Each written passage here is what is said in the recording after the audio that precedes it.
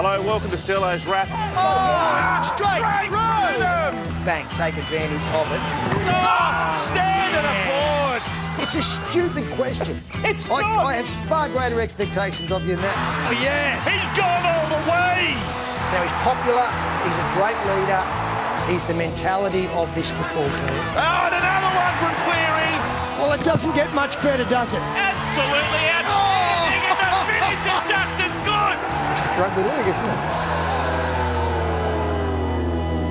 Hello, welcome to Sterlo's Wrap of round 16 of the competition. What a strange old weekend of football we've just seen. Some cracking games and some blowouts in amongst those. And we've got Origin just over a week away now as well, the team's name for Game 3. How are you, Pete? Yeah, You're confused after the weekend. How are you feeling?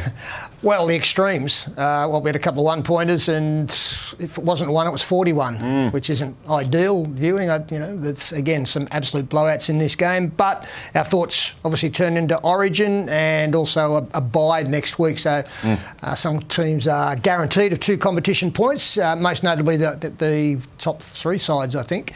And Origin, not that many surprises, I don't think, when we have a look through the 2 lineups for each state. Yes, some coaches under pressure as well after some really poor performances from a couple of teams in particular at the weekend. We'll get to that as we review the club games. But let's start with Origin, Pete. We'll start with Queensland, shooting this here in the studio Monday morning. And the Queensland team has just been announced. Why don't you run us through the changes to a team that I think looks like it's got more points in it than they have in the first 2 games? Yeah, no doubt about that. The obvious change is at fullback with Kalyn Ponga after such a great comeback for Newcastle on the weekend. Goes straight into the fullback position. We've spoken about the centre before, how Kurt Capewell has been forced to deputise in there, really. Well, Hamiso Tabuai-Fidow comes in, the young speedster from North Queensland, an exciting prospect. Hasn't got a lot of first-grade experience, but if he gets into open space, the foot race between him and a couple of other New South Wales defenders could be fantastic to watch. Ben Hunt comes in for Andrew McCulloch. I don't think that's any great surprise. There was no threat, again, with all due respect to Andrew McCulloch, great service, plenty of experience, but Ben Hunt provides more points and more attacking opportunities out of that dummy half region. David Fifita, my understanding, he's still got to beat a charge to take his place, and that's very doubtful. So I would imagine Francis Molo might stay in the 17, and that wouldn't be such a bad thing in regards to Molo. Offers some great impact off the bench, but obviously not the same as what you see from David Fifita at his best. AJ Brimson, excellent for the Titans at the weekend, comes off the bench on the bench. Yeah. So, the point you make about more points in them, they certainly look much more dangerous with the football. Defensively, that'll be the test for them against this red-hot New South Wales side that move the football and do so at speed. But Game 3, with the Blues looking to come up with a clean sweep, it's a very interesting Queensland side. And maybe one a little bit for the future there with Tabuai-Fidow coming in. Only 19. Still. Yeah, he's a good player, but he'll be put to the test. But I'm really looking forward to it and excited about Kalyn Ponga coming back because he didn't miss a beat for Newcastle on the weekend. For the Blues, we'll have a look at the team on screen for you now. The big news, of course, Pete, Mitchell Moses gets a debut Origin jumper. Probably not the preparation for his first Origin game he would have liked. Missed the goal that would have seen Parramatta beat the Panthers in Friday night footy. And alongside him is Jack Whiten, who's featured in the first 2 games, but clearly Canberra struggling big time. Well, he's doing well to be in representative teams, isn't he, with the way that the Canberra side have gone. But you throw him in this elite company and Jack Whiten's going to get a job done. It'll be one or the other for Jack Whiten. Like when he gets the football, he either runs or he gets it to his outside man as quickly as possible. There's no in between with him, and that'll be his main role with the way that our outside backs have played, to get them quick early ball so that you give them as much space as possible. But the likes of Latrell Mitchell and Tom Trbojevic, they come looking for the football as well. So that takes a bit of pressure off Jack Whiten. But I think his running game will really come to the fore. And another runner alongside him in Mitchell Moses. I'm delighted for Mitchell. Am I right in saying he's the first Parramatta number 7 to play Origin since you? No, I think John Simon might have played some Origin as well. But delighted. Got in touch with him last night. How's he feeling? Excited. And, it's been a wait. He's been a much maligned player and probably still is in some degrees. But he's 26 now, over 150 NRL games, when he was asked about the prospect of stepping into Origin, well, he did say, if not now, when, and I'm along those lines. So I think he'll do a really good job. His kicking will be important, and that's a point that Brad Fittler has made very strongly whenever asked about his halfback coming in, that they have to nail that. The interesting one is Api Coruscant coming in onto the bench, which would indicate that Damien Cook probably won't play the full 80 minutes. But it'll be interesting to see how Api is used, whether he comes in maybe 5-10 minutes before half-time against some tired defence and uses his footwork and creativity. Just a running loose forward sort of role. Well, he could do that, or he could come in out of the dummy half and provide that same kind of danger. The one thing about having Coruscant there is if an outside back gets injured, then Jack Whiten was perfect in regards to how many positions he could cover. That's not the same with Api. So I guess for Angus Crichton or Liam Martin would possibly have to fill in maybe in a centre position and a little bit of a reshuffle in the back line, capable of doing that. Crichton's done it a number of times. But last year there was criticism of Brad Fittler not going in with what was perceived as the right bench. So a little bit different here to see a specialist hooker come in. But it's also a bit of a reward for Api as well for his good form and the fact that he's been around for the first 2 games.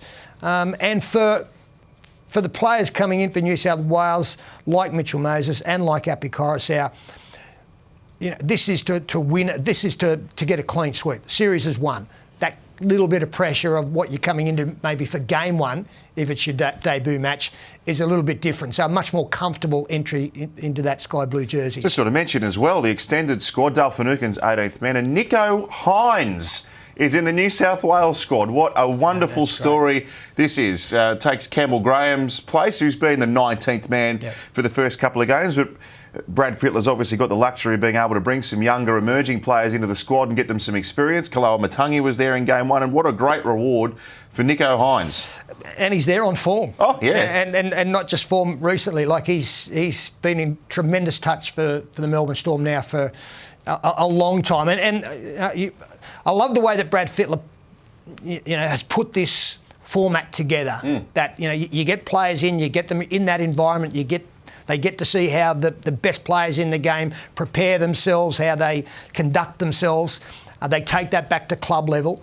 And for Nicho Hynes, again, it's just further encouragement that, yes, we've got our eye on you and you keep going the way that you are and you'll be running around, for your state and hopefully country on top of that. So it's a great, I don't use the word pathways, but that's exactly what it has been for young New South Wales players for quite a while now. And I'm sure the same thing applies for Queensland. But to see Hynes in there, to see Campbell Graham in, when their time comes, the transition will just be that little bit easier because they're a part of the environment beforehand. Indeed. Origin 3, live and exclusive here on Channel 9, Wednesday week. It's must-watch footy. We don't even know where it's going to be played yet, but it'll be somewhere. And we'll be there, wherever it is. Well, we go out of lockdown at the end of this week. And, we think. And hopefully, everything crossed. So a short period, I'm not sure whether the Commission are going to wait that long. I imagine that they will. ANZ Stadium would come right to the fore then if we are back to some kind of normality. Otherwise, I'm sure it'll be Newcastle if we don't feel as though ANZ is the venue at this time. Let's talk club footy. Peter Sterling, did the bunker rewrite the Rugby League rulebook to save the referee yesterday in Brisbane versus Cronulla? Matt, I don't have a lot of hair, but the one thing I never did was go for the smother. But this is the I best. bet you'd like to be able to, though. No. This is the best one ever. A blatant forward pass. Katoa here, a little bit of footwork, throws the ball forward. Now, everybody has seen it except the officials, unfortunately, but what do we do? How do we get ourselves out of this predicament?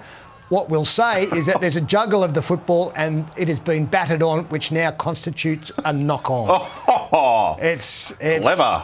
Well, look, the general, I suppose, understanding of this is that we end up with the right result, but boy, isn't it a stretching of yeah, look.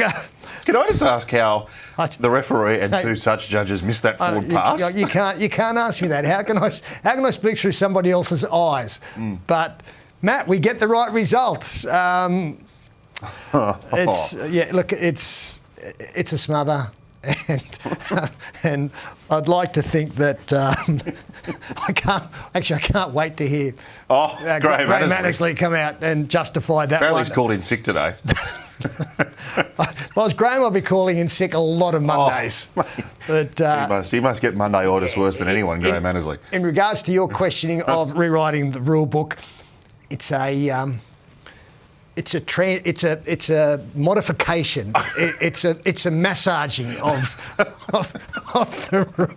the rule book. That's so funny. We had a great game, haven't we? Every week we have something to talk about where we're laughing at something or we're shaking our head at something. And that's this. Can you imagine Gus when he saw it yesterday? How do you reckon Gus would have gone? Well, I don't know, because he loves the bunker.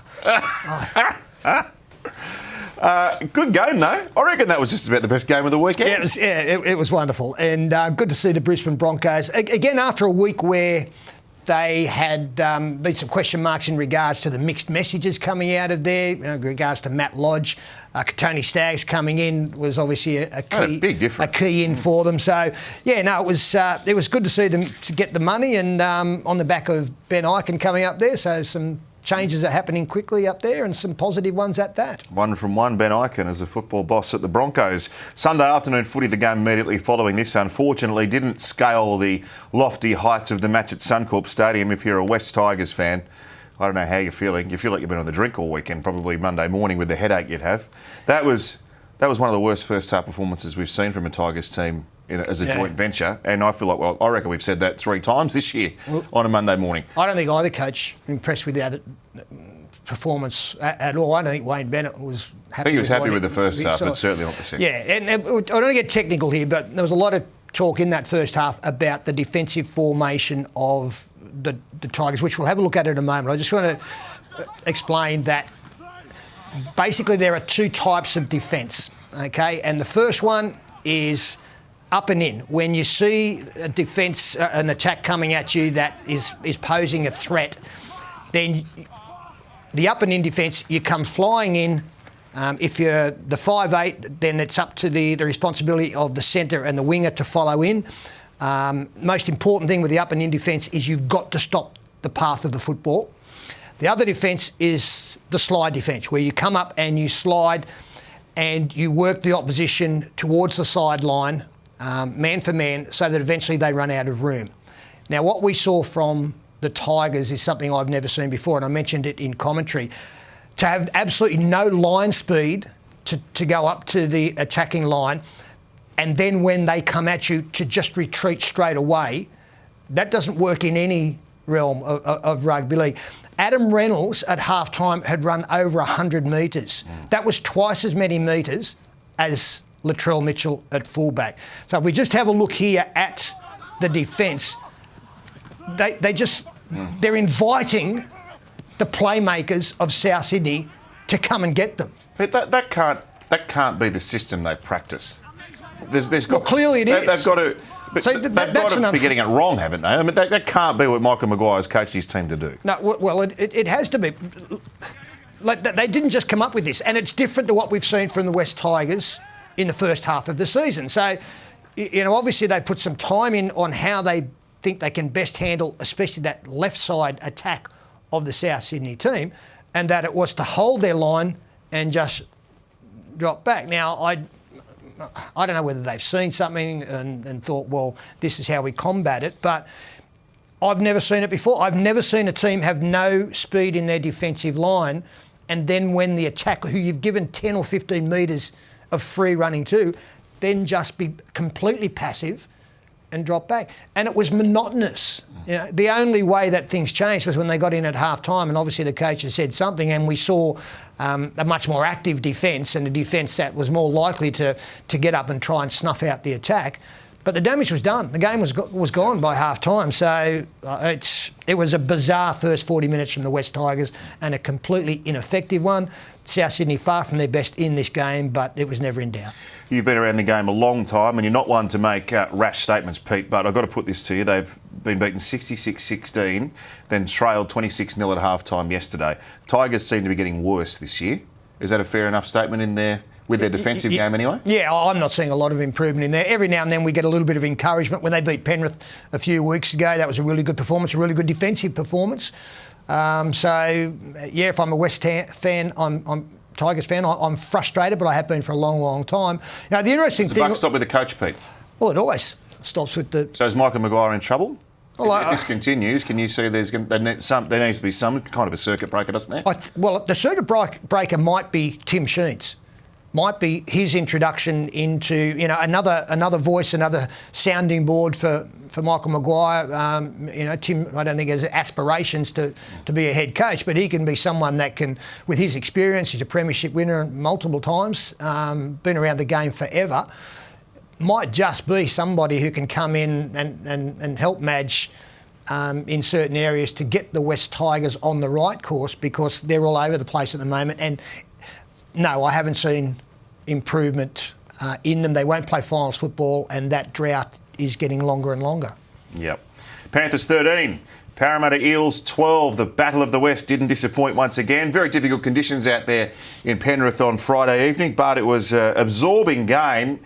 Sitting there calling it, you weren't sure which way it was going to go in the end, and eventually Matt Burton nailed a field goal. If you think back to the game last year against Newcastle, I think he missed 4. Then he missed the first one against Parra. But you know what? He had the gumption to stand up and take the shot that won him the game in the end. It's not it's the courage. Yeah.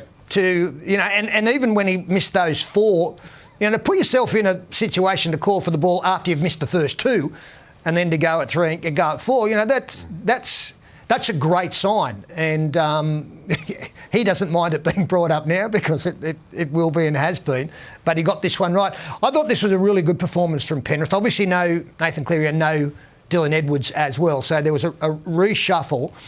And the big question mark was how they were going to handle it without Nathan Cleary, and I thought they did well, and much of it had to do with Jerome Luai, who unfortunately they're going to be without for a little while now. But a couple of plays from Jerome, again, talking about responsibility, where he comes to the line here at a key moment to keep the pressure on, and he just gets it exactly right.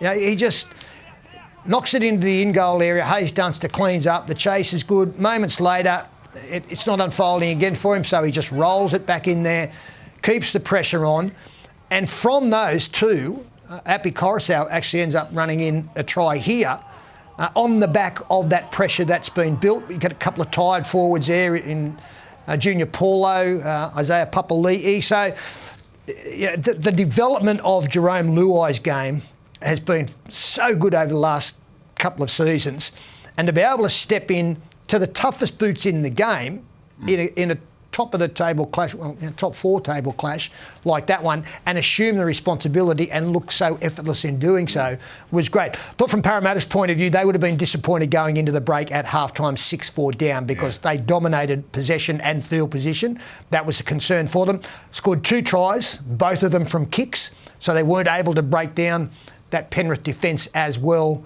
with ball in hand. But again, they had an opportunity to win this game with the final play of the game, which is that's a confidence builder as well. The question mark, and one I posed before this game, could they prevail, which they didn't do, but in a 12-10 game or a 10-8 game, how would they fare? Well, they fared well enough to give themselves a chance to win the game with the last play of the game. That's a positive. Still some work to be done, I think, in areas we spoke in commentary, especially in the first half. So much effort from Parramatta, but I think that can be directed a better way. This is the same conversation we've had, where coming out of their own end, they don't use the football enough. To get gang tackled, so much effort, but to get gang tackled by 3, 4, 5 players and get a slow play the ball on the back of that, it's brave, but it's effort that needs to be directed elsewhere, because it has an effect there in the fatigue factor when they have to defend. They've expelled so much energy coming out, one out, that when they have to defend, it's a little bit harder to do. Just going back to Jerome Luai, it was interesting. I was talking to Phil Gould about Nathan Cleary and Jerome Luai, and he said as youngsters coming through, Jerome Luai was always deemed to be the better of the 2 players, and the one that was maybe going to rise to greater heights. Well, they've risen to great heights together, but again, we just saw the development of Jerome Luai's game the other night. So it's a minor knee issue. Panthers got the bye this weekend, so maybe might not miss any footy or maybe a week. I think that's what the prognosis is. Yeah, and again, when you have a look at the ability for this Penrith team to cover different positions, like when you go back to the conversation, should Matt Burton join the Bulldogs earlier? We were saying that you don't win a competition with 17 players. You don't win it with 21 or 22 players. You win it with 26, maybe 28 players. Matt Burton was always going to be a key member to that. And well, now we've seen how important that has been. He will be in the halves again for the next few weeks. Tyrone May, I would imagine, would partner him. Momirovski and Naden become very important now with the outside backs. But the ability for the versatility of Crichton and Charlie Staines, they'll cover it well. But, to lose your 6 and 7, it puts pressure on, but they cover that well. Round kicked off with a clash between first and fifth Thursday night footy. We say the gulf between the top teams and the bottom teams is massive. Well, the gulf between the first and the fifth team was huge. 46-0 Melbourne over the Roosters. I was shocked, especially the way that the Roosters started. Physically they looked better than the Melbourne Storm, who I thought didn't show a lot of intensity, which is very unusual for them. But they turned around on a play like when you've got an absolute speedster in your team. I would love to see more sides impose that on the opposition as soon as you can. Now, this was the first real opportunity for the Melbourne Storm. They've got Josh Adokar, an absolute flyer. They've been under the pump. But Cameron Munster, bang, drives it down, realises that the fullback is up, and Josh Adokar, with a flying start, was always going to lead that race. But I think it's something that a lot of other teams could do, as I say, to just imprint on the opposition's mind, we've got this danger and you need to be really careful. So don't rush up on us because we might kick and you might get hurt. Now, if we talk about this match race, that would be lovely to see. And we've got some absolute flyers in our competition. If you've got one in your team, I liked when Eric Grothe was in our side to kick early because it has an effect on the opposition. They're they can't rush up. They're half looking this way. They're keeping an eye there. And I just thought that was great play from the Melbourne Storm. Not surprising. And again, from that, they got the momentum. They scored another try soon after, and all of a sudden the scoreboard really ticked over. Speaking of your skills, Pete, I thought you did really well in the pass-off yesterday. I won. Four. Didn't win? It was a tie. It was a moral victory. First time I picked up a ball in 20 years, man. It's a moral victory. Can I just change the subject? I just wanted to. It'll be interesting to see what the Roosters do. Sam Walker's copped a hiding. They've got inexperienced halves. I'm just wondering what the future formation might be for the Roosters. Whether Joey Manu is seen as a person to maybe come into the halves. We've seen him play in the 6 jersey before, maybe take a little bit of pressure off these inexperienced halves. I think Trent Robinson is keen to get Suwali into the lineup. So if you pushed him into the centre, Ikavalu is a very good player to bring in on the flank. Well, Drew Hutchison came back on the bench. That's yes. So that might. I think there might be a little bit of a change there at some stage. Do you think he needs a break? He will at some stage, but this is Sam Walker's. He puts his body in front. So there's no dramas about defensively his intent and his bravery. But he's a small body and he's going to get belted and he's going to get pounded, and that's going to be his lot in the NRL. You learn to cope with it better the more that you are up there. The concern is the shoulder or shoulders. That there are problems early in his career, it would seem, with that, and that'll be addressed off season. But first year in, he plays at under 80 kilos. So they have to manage that and they have to take care of him, and that may mean having a bit of a rest. But I'll be interested to see just the way that they use Manu and Suwali in this second half of the season.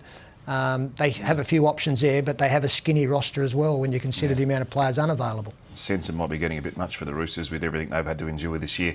Saturday afternoon, Manly's biggest ever win, 66-0 over the Bulldogs. To start this discussion, I hope the players that breached the COVID protocols were made to watch this. They should be made to watch it on loop during the week. And then on the back of that, we've got the Dragons players who go and do the wrong thing. I know the players are being asked a lot of at the moment to keep in the bubble, but that's the way things are. And well, everybody's being asked a lot. Bulldogs players have had to isolate for 14 days, so I'm not even sure whether they can play the next game this week coming. But it goes to show if you lose a handful of your top players, it's very difficult. Well, I think it was obvious that Trent Barrett was livid with the fact that the club was forced to blood, I think, 3 players on debut at a really inopportune time. You know, with those young men coming into the top grade to experience that and the thrill of that, you want to do that when you've got a strong side and that you put them in with a chance of winning the game, but having a lot of players who played first grade over a long period of time. To have to throw these young blokes in and their memory of their debut was a 66-0 thrashing, that doesn't help anybody. So, they've got a lot to answer for, the players who did break restrictions. And that's on the top of Nick Cottridge out for the season with a turf toe, which apparently is a very painful one and obviously a serious one. With Tenny Zalesniak has gone as well. So it was really unfortunate against a Manly side that have gone from 15th to 5th in 11 weeks. Like, this is a side that have serious momentum and have found some serious form, and no more so, I suppose, than Ruben Garrick playing alongside Tom Trbojevic, who, congratulations to Ruben, who scored 30 individual points in this game, 2 tries, 11 goals. That equals the record for most points in a match with Ron Rolls. We go back a long way to Ron, and we go back a shorter distance to Matt Ridge. So he's one of those 3 players representing Manly who have come up with 30 points in a game. So a fantastic effort for him. He's just re-signed with the club as well. So it's a bit of a sad sign, isn't it, when his points tally this season as an individual is 182. And the Canterbury Bulldogs, after half a season, have totalled 172 en masse. So, just a bit of a sign between where these clubs are at the moment. Friday, 6 p.m. game. Dragons, 19, Warriors, 18. I don't know how the Warriors lost this one. I have no idea. They can lose the unlosable. I thought the last, very, very last play of the game, the Dragons score. Incredible. Well, it's going to be costly, isn't it? This was the 6th occasion this year that the Warriors have been beaten by 6 points or less. 5 of those by 4 points or less. 3 of those by 1 point. So if they convert 2 of them, they're in the 8. Exactly. Therein lies your season. I think it might have been Warren Ryan who once said in 24 games, budget to win 8, budget to lose 8. It's how you fare in the other 8 as to whether you play finals football or not. Well, these might fall into the other 8 for the Warriors, that it's going to be costly for them, and if they miss the playoffs by 1 or 2 games, they will look back to these results. And this is at 18-10, and look, there's been a bit of a joke about it, and Chad Townsend having a field goal attempt at 18-10, obviously thinking it was 16-10. It changed the game. Changed the game because it's a 20-metre restart, 7 tackles, and in the remaining time, the opposition score 2 points. Now, Chad has been bought for a reason to go through to the end of the season, the Warriors, and that's to get them home in these kind of games. He's an experienced playmaker. He's a premiership-winning halfback. You can't get that wrong. You can't get it wrong. Now, so do you reckon he read the scoreboard wrong, or well, he clearly thought it was 16-10. I think he said that was the case. This is where contacts. So, well, I don't know. Look, again, with all due respect, if you're a winger, I'll cop it. If you're a front rower, we'll have a conversation about it.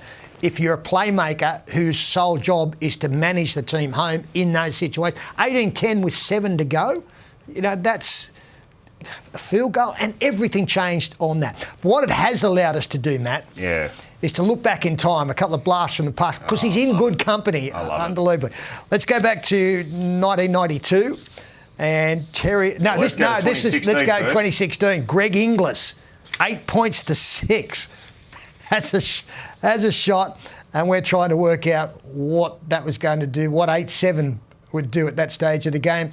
Okay, let's go right back. Terry Lamb.